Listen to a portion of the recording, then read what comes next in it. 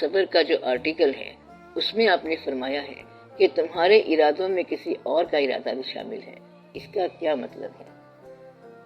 ایک بندہ بہت دور دراز کا سفر کر کے ایک بزرگ کے پاس گیا، بزرگ کو جا کے ملا اور سلام کے بعد کہا کہ میں بڑی دور سے آیا ہوں، 1 سال میں نے سفر کیا ہے، اتنے 100 میل میں پیدل چل کے آپ کے پاس آیا ہوں۔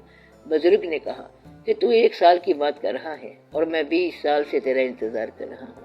تو اس کے دور سے چل کے آنے میں اس کی جستجو بھی شریک تھی، تو کسی ایک کے آنے میں دوسرے کا ارادہ بھی شامل ہے، جس کو تم اپنا ارادہ کہتے ہو۔ بعض اوقات یہ مشیت ہوتی ہے، جو تمہارا ارادہ بن گیا مگر ہے وہ مشیت، کہتا ہے کہ اس کے دل میں خواہش پیدا ہو گئی کہ یہاں سے نکل جاؤں، تو دراصل اب مشیت کارگر ہو گئی۔ بدھا نے کہا کہ یہ کیا زندگی ہے، اس کو چھوڑا جائے۔ اب یہ اس کی ذات کی خواہش ہے کہ اس کو چھوڑا جائے، اور مشیت کیا کام کر رہی ہے، اس نے بدھا سے کوئی کام لینا ہے، وہ آگے جا کے یہ کام کرے گا۔ تو قدرت جب آپ سے کام لینا چاہے تو وہ ایسا انتظام کرتی ہے کہ آپ سمجھتے ہیں کہ یہ میری خواہش ہے۔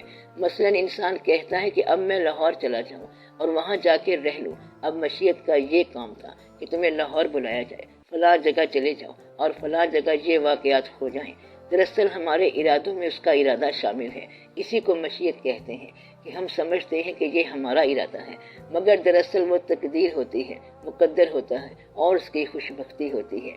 تو محب کی تمنا جو ہے وہ محبوب کی تمنا بھی ہے، اس کا ارادہ بھی شامل ہے۔ آپ کہتے ہیں کہ آپ کا ارادہ ہے حج کرنا، دراصل بلانے والے کا یہی ارادہ تھا، تو جانے والے کی بجائے بلانے والے کا یہ ارادہ ہوتا ہے، تو وہ دونوں ارادے جو ہیں وہ آپس میں مل جاتے ہیں، اسی کا نام ہوتا ہے واقعہ۔ واقعہ یہ ہے کہ 2 ارادے ہوتے ہیں، یہ کہتا ہے کہ میں وہاں جاؤں اور وہاں والے کہتے ہیں کہ ہم تو تیرا انتظار کر رہے تھے۔ آپ کو بات سمجھ آ گئی؟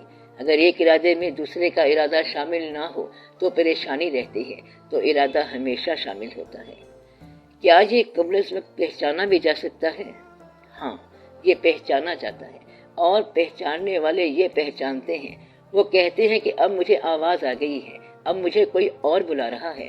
لوگ کہتے ہیں کہ یہ بندہ اپنے گھر سے تنگ آ گیا ہے، وہ کہتا ہے کہ تنگ تو ہوں مگر مجھے کوئی اور بلا رہا ہے، مجھے کوئی دور کے دوست بلا رہے ہیں، کوئی اور مقام آ گیا ہے۔ تو انسان پہچان لیتا ہے۔ جب آپ کو اپنے ماحول میں تنگی ہو تو سمجھو کہ کوئی اور ماحول بلا رہا ہے، ورنہ تنگی کیوں آئے؟ اور جس کو یہاں رہنا ہے اس کو تنگی نہیں آئے گی۔ تنگی کا مطلب ہی یہ ہے کہ کوئی نیا ماحول آپ کو پکار رہا ہے، کہیں اور سے آواز آ رہی ہے، جنگل، بیابان، بیلے، تھل اور سسی بلا رہی ہے، تو یہ دوسرا ماحول بلا رہا ہے۔ انسانوں کو قبل از وقت پتہ چل جاتا ہے، پتہ چل جانا چاہیے کہ میں کیا کر رہا ہوں، مجھے کیا ہو رہا ہے۔ اگر وہ صاحب شعور ہوگا تو سمجھ آئے گی۔ وہ صاحب شعور ہو جاتا ہے، بعض اوقات جلدی سمجھ آ جاتی ہے اور بعض اوقات کوئی سمجھا جاتا ہے کہ یہ تم کیا کام کر رہے ہو، یہ تمہارا کام نہیں ہے۔ کئی دفعہ کسی مصروف آدمی کو کسی نے کان میں کہہ دیا کہ یہ کیا کر رہے ہو۔ آج کے انسان کی ٹریجڈی یہ ہے کہ وہ سمجھتا ہے کہ وہ بڑا دانا ہے۔ دوسری بات یہ کہ اگر اس کے ساتھ کوئی نیکی کرے تو وہ یہ سمجھتا ہے کہ یہ مجھ سے کوئی منفعت چاہتا ہے۔ مطلب یہ کہ اگر اس کے ساتھ فی سبیل اللہ نیکی کرے تو بھی وہ یہ توقع کرتا ہے کہ یہ میرا کوئی نقصان کرے گا، تو وہ کسی نیک انسان کو بھی نقصان کے انداز سے سوچے گا کہ یہ جو میرے ساتھ نیکی کر رہا ہے یہ ضرور مجھے کوئی نقصان پہنچائے گا۔ یہی وجہ ہے کہ انسان اپنے آپ کو کسی کی تحویل میں نہیں دیتا، اور پھر نتیجہ یہ ہوتا ہے کہ وہ پریشان رہتا ہے۔ اگر انسان اپنے آپ کو ماحول کی تحویل میں دے دے یا اللہ کی تحویل میں دے دے، استادوں کی تحویل میں، گرو کی تحویل میں، بزرگوں کی تحویل میں دے دے تو وہ بچ جائے گا۔ تو اسے پتہ چل جاتا ہے، وہ اسے کہیں گے کہ یہ کام یوں ہے تو وہ کہے گا کہ ایسے ہی کر لو۔ بظاہر تو تم خوش نظر آ رہے ہو مگر اندر سے تم بالکل ٹوٹے پھوٹے ہو۔ خوشی جو ہے یہ سماج کا نقلی چہرہ ہے۔ کہتے ہیں کہ کیا حال ہے، کہتا ہے کہ بہت خوش ہیں، کیسے رہتے ہو؟ بہت اچھا چاہ رہا ہوں، اللہ کے فضل سے بچے بھی بہت اچھے ہیں، اور اندر سے سارا غم چھپا کے بیٹھا ہوا ہے۔ اب کوئی سننے والا ہو تو وہ بولے، اگر وہ کسی پہ اعتبار کرے تو وہ اس پہ راز کھولے۔ یہی وجہ ہے کہ آج کا انسان اندر ہی اندر کینسر بنا جاتا ہے لیکن بات نہیں کھولتا۔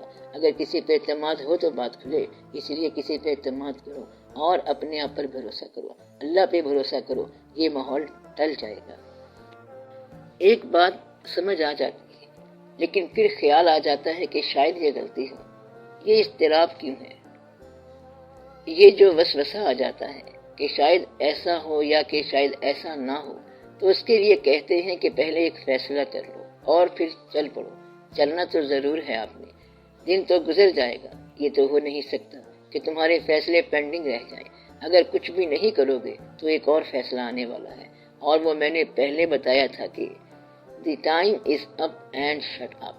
مثلا انسان چلا جا رہا ہے، سارے واقعات دیکھتا جا رہا ہے کہ یہ پھول ہے، یہ باغ ہے، یہ اس کی سیر ہے، تو کر لو جو کرنا ہے، کیونکہ اتنے میں آواز آنے والی ہے کہ تیرا وقت ختم ہو گیا۔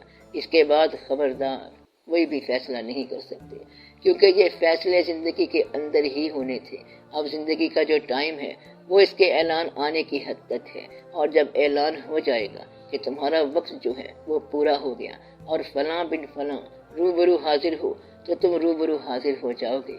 یہ نہ کہنا کہ مجھے تھوڑا سا کام کرنا تھا، کچھ کاغذات اور چابیاں ہیں، بچوں کو اکاؤنٹ بتانے تھے، تو وہ کہے گا کہ یہ تو بچے خود ہی کر لیں گے، وہ تم سے زیادہ دانا ہے، فکر نہ کرو، تمہارا سارا مال اڑا دیں گے، جو تم نے سنبھال کے رکھا تھا وہ سب ضائع کر دیں گے۔ اس لیے یہ کہو کہ اللہ کا فضل ہونا چاہیے۔ یہ نصیحت یاد رکھو کہ اللہ اتنا غریب بھی نہیں جسے تم سمجھ رہے ہو کہ اس سے تم خزانے مانگ لو اور وہ مائنڈ کر جائے، وہ دے گا۔ وہ کہتا ہے کہ مجھے تمہارے گمراہ ہونے کا یقین نہ ہو تو میں شاید تمہارا مکان سونے کا بنا دوں، مگر اسے تمہارے گمراہ ہونے کا یقین ہے۔